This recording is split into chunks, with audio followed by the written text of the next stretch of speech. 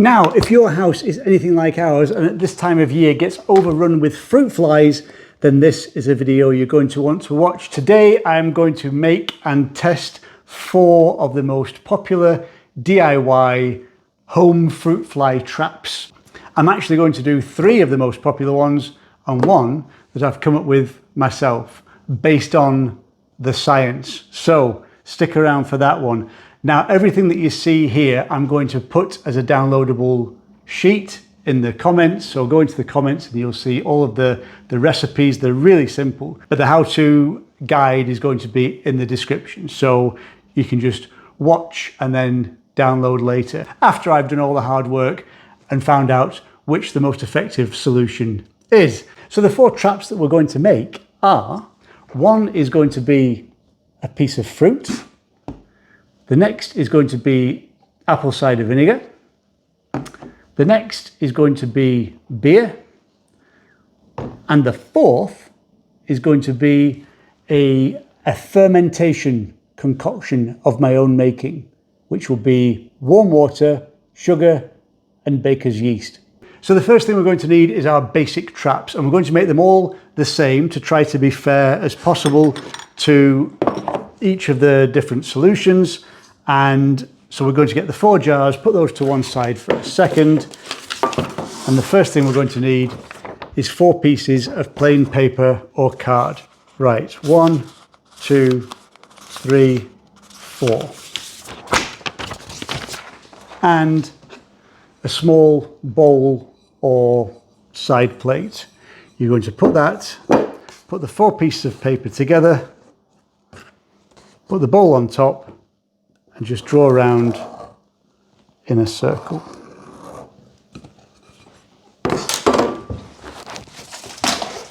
And that, for those who are interested, is a 17.5 centimeter diameter circle, or a 7-inch diameter circle. So we take those, keep them together, pair of scissors, comedy oversized scissors for the sake of the video. Again, this doesn't need to be in any way accurate. You'll see why in a second. Just make a nice simple disc shape.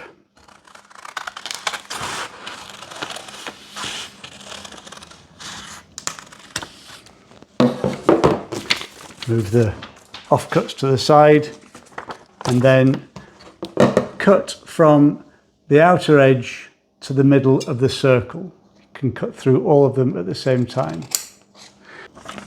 So once you have your 4 discs with the notch cut out, we can then fold this to make a cone. And basically, because each jar or vessel is going to be different shapes, you can make the cone the right shape for your particular jar. And that is perfect. Once you've got the right size, piece of sticky tape to hold it in place.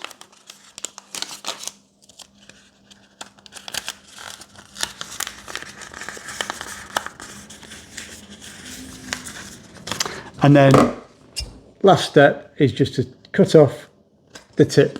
So you're making a tiny hole in the bottom. That's probably about 6 millimeters in diameter. That's so that the flies can get in, but find it difficult to get out. So let's just do all of these very quickly.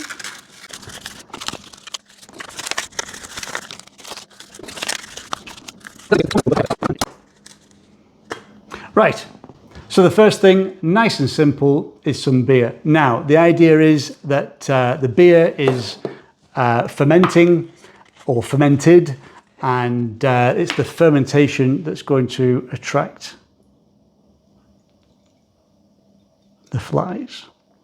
So we put about 1 inch of beer in the bottom. And what I'm also going to do is put a tiny drop, just a tiny drop of dish soap, of washing up liquid, into the beer.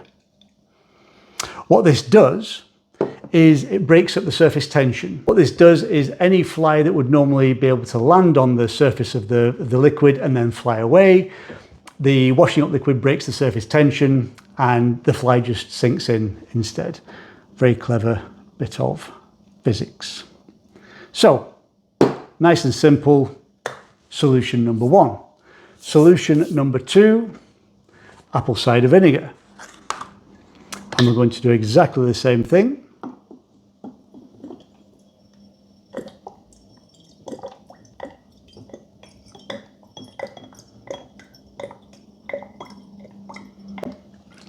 There we go.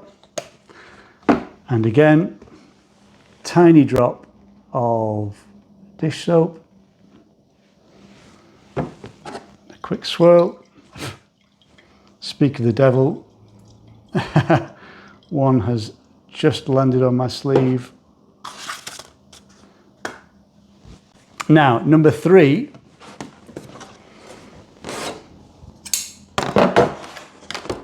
Is going to be the fruit.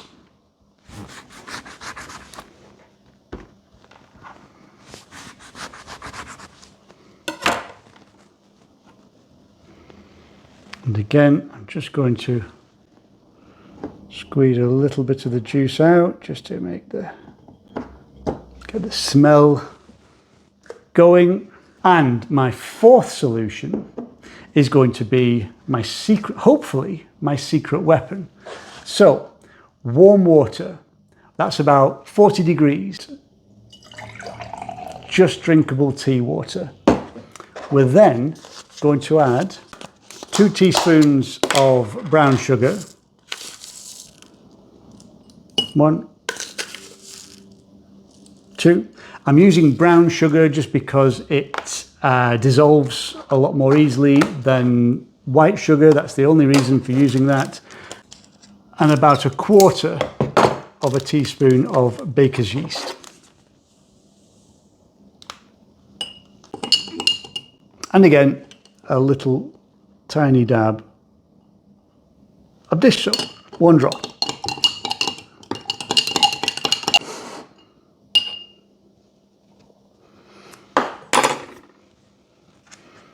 And the cone. So just to recap, we have beer with a little drop of dish soap in. We have apple cider vinegar with dish soap. We have a piece of fruit, which, as anybody who's left a piece of fruit on the side in the kitchen on a warm summer's day and has come back to a whole load of flies knows, they absolutely love this. Piece of fruit, just a piece of orange, and my secret concoction, fermented sugar. But we have our 4 traps. So join me later and we'll see which one comes out best. Okay, so day 2, I have left these out for about 20 hours. So I left them overnight in my kitchen and just let them do their thing. And I've come back today and the results are quite interesting, I have to say. So, and by the way, I've learned a few things along the way that when I'm doing it again, I'm going to refine. So I'll give you those couple of tips in the end. Now, I'm going to go through them and tell you what the results were. And I think the results might surprise you, actually. Everybody knows that when you put a piece of fruit or you leave a piece of fruit out in your kitchen and you come back, it's full of fruit flies when you finish. So I thought the fruit, the orange, was going to be a lot more successful than it is. I'm going to show you. I think I found one fly. There was one fly there. I think there might be another one. Basically, that was rubbish. That was terrible. So fruit for me didn't work. Then we went for beer. Beer with a drop of dish soap in. Now, you can see at the bottom about 7 or 8 maybe have been caught. So it worked, it did its thing, but the real stars of the show have been the apple cider vinegar and my own concoction. So I was going to tip them out into a sieve and show you what I'd collected. Firstly, I forgot the sieve. Secondly, there are some that are still alive in there and it would just release them. And anyway, so I'm not going to do that. So all I'm going to do is do what I call the swizzle test, and that should help gather them in the middle. It's not very scientific, but you can hopefully see how many there are. And we do the same thing. Now my own concoction is a little bit cloudy, which makes it more difficult to see. But you'll see there's about, if I do that, there's about the same number in both. So again, it's not particularly scientific, but they're both effective solutions. What are we trying to achieve? We're trying to attract the fruit flies in and humanely dispatch them, and they've both done the same thing. Whereas the fruit, for the one that did get in there, it was just happily going about its thing, living its best life on top of a free lifetime supply of food, and it wasn't really doing anything. Whereas these are doing the job of actually dispatching the fruit flies. So what I have found in the past is when you leave something as strong smelling as apple cider vinegar on the countertop or in your living room or wherever you're going to get fruit flies, it can have quite a strong smell to it. It's a vinegary smell. So when you put your nose up to, that has quite a pungent smell. Now, my own concoction, and bear in mind this is it was warm water, baker's yeast and sugar.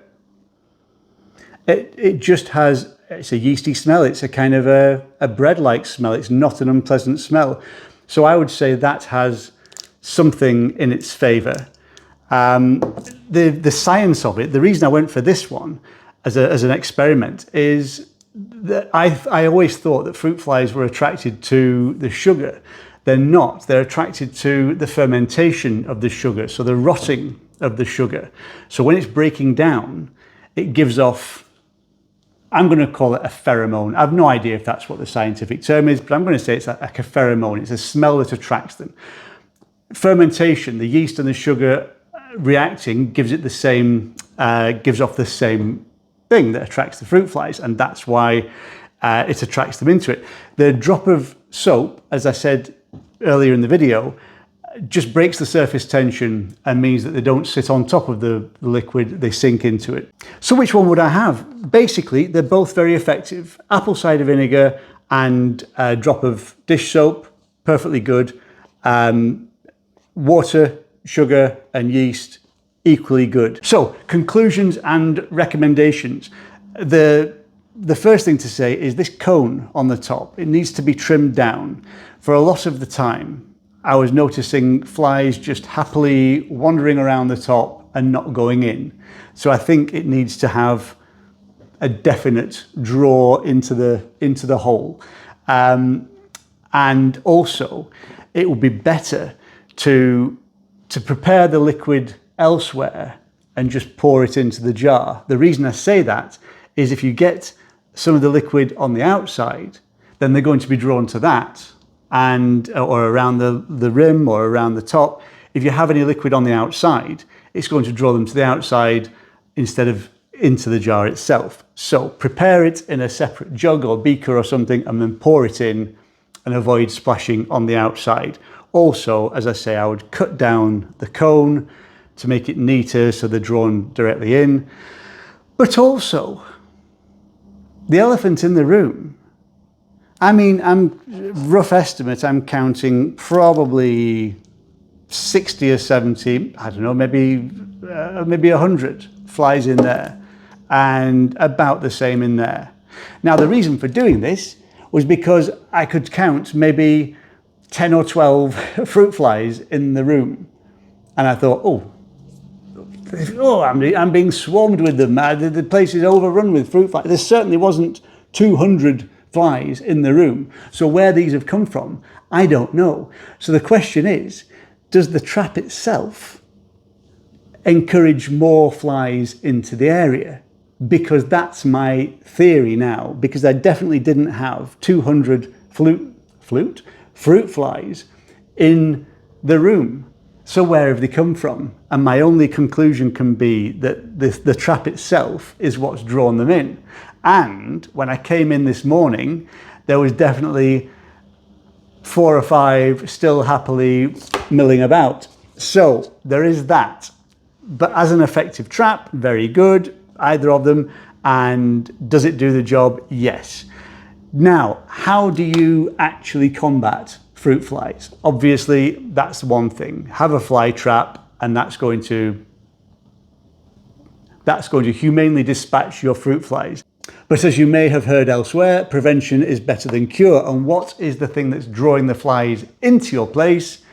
It's organic material. It's rotting organic material. That's your food bin. That's your fruit bowl. Anything that contains sugar that rots, basically fruit. And stuff that's even things that you don't think of as containing very much fruit. Carrot peelings, carrot choppings, tomatoes, onions are crammed with sugar.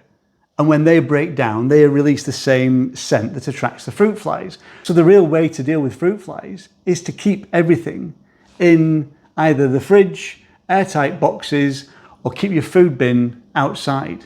Now, what I've been doing, because I work in a space on my own and I bring fruit in, I don't want to put it in the main bin because sometimes it can take 3 or 4 days for the main bin to fill up because it's just me.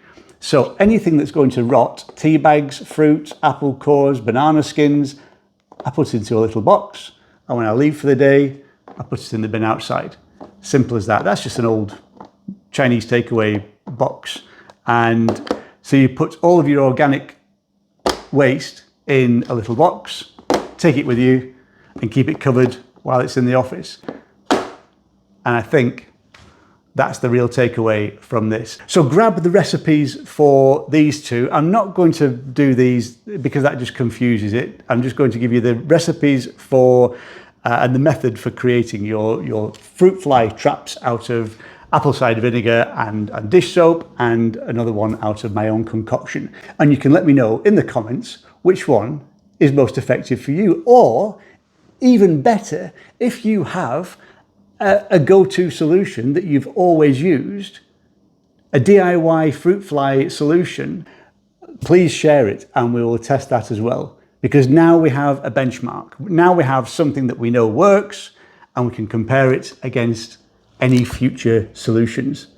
I hope you've enjoyed this and found it slightly useful, and may you have a fruit fly free summer. Till next time, take care. I'll see you soon.